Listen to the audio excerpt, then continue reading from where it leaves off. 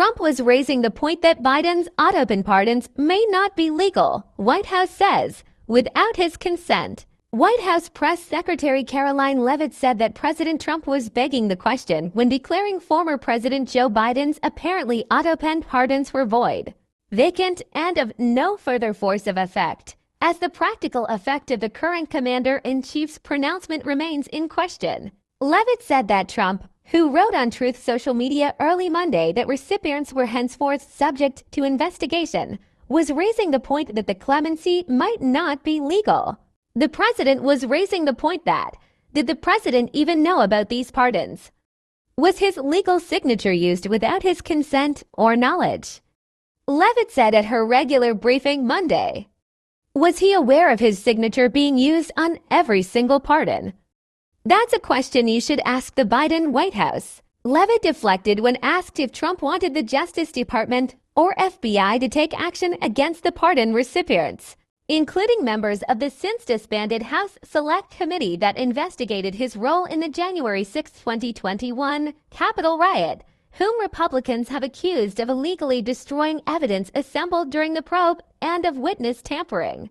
He has appointed great people, Attorney General Pam Bondi and also our FBI Director Kash Patel, to do what they think is best for our justice system and to stop the weaponization of justice that we saw under the previous administration. Leavitt said, "We want to restore the Department of Justice to an institution that focuses on fighting for law and order and against crime and putting real criminals behind bars, not targeting Americans because of their religion or their political speech." Biden has not publicly spoken about his decision to issue preemptive pardons on the final day of his presidency to those members of Congress, as well as to Dr. Anthony Fauci, retired Gen. Mark Milley, and members of his own family after pardoning son Hunter Biden on December 1st. He did, however, express awareness about the debate over prophylactic pardons in the closing days of his term of office, and no evidence exists that the pardons were issued without his consent, even though more broadly some aides suspect paperwork may have in some instances gone to the robotic pen without express presidential approval. Legal experts and Republican sources aren't sure what Trump's claims that the pardons are null and void actually will have. And Trump himself acknowledged to reporters on Air Force One Sunday night that whether Biden's signature on certain documents was invalid would be up to a court. Mark Osler, a pardons expert at the University of St. Thomas School of Law in Minnesota, told the Post that it's very hard to tell what will come of Trump's contention. It's a pretty fluid situation at DOJ right now, and there's new people in place in many key positions. I think they're still working out what the relationship is between the White House and the DOJ, although clearly it's gonna be very different than it's been in the past, Osler said.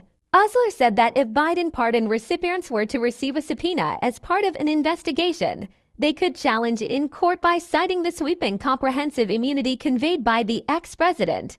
It's unclear if Biden would personally be deposed to establish that he consented to the pardons being sent to be autopenned, which could be a humiliating moment for the 82-year-old Democrat. Osler, a former federal prosecutor, notes that Trump ran the whole time in 2016 on lockup Hillary Clinton.